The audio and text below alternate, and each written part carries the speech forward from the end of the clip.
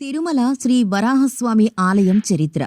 హిందూ దేవాలయాల్లో అత్యంత ప్రసిద్ధి చెందిన దేవాలయాల్లో ఈ వరాహస్వామి ఆలయం ఒకటి.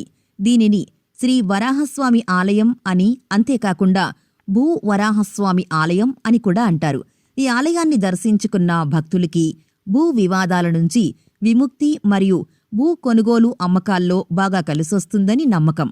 అంతేకాకుండా తిరుమల యాత్రకి వెళ్లిన భక్తులు వెంకటేశ్వర స్వామి కన్నా ముందుగా శ్రీ వరాహస్వామి వారిని దర్శించుకోవాలని, ఆ తర్వాతే వెంకటేశ్వర స్వామిని దర్శించుకోవాలని, అప్పుడే తిరుమల యాత్రా ఫలం దక్కుతుందని పండితులు చెబుతున్నారు. దీనికి వివరణగా పురాణ గాథ ఒకటుంది.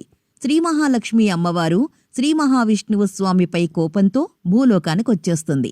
అమ్మవారిని వెతుక్కుంటూ భూలోకానికొచ్చిన స్వామివారు తాను భూలోకంలో నివసించేందుకు తగిన స్థలం కావాలని భూవరాహస్వామిని కోరతారు. శ్రీ మహావిష్ణువు కోరిక మేరకు వరాహస్వామి భూమిని దానంగా ఇస్తాడు.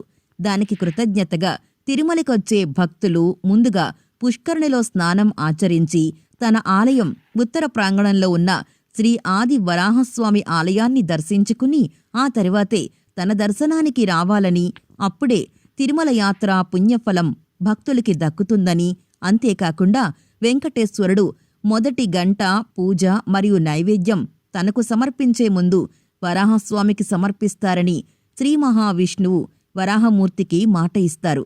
కావున భక్తులు తిరుమలకి వెళ్ళినప్పుడు ముందుగా వరాహస్వామిని దర్శించటం మర్చిపోకండి.